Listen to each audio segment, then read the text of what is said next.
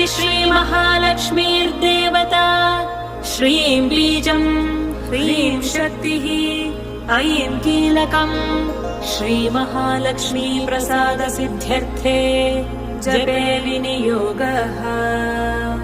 अथ ध्यानम्।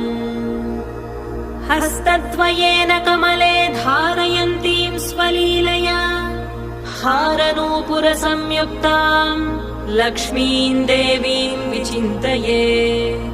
पीतवस्त्रां सुवर्णाङ्गीं पद्महस्ताङ्गजान्विताम् लक्ष्मीं ध्यात्वेति मन्त्रेण स भवेत् पृथिवीपतिः।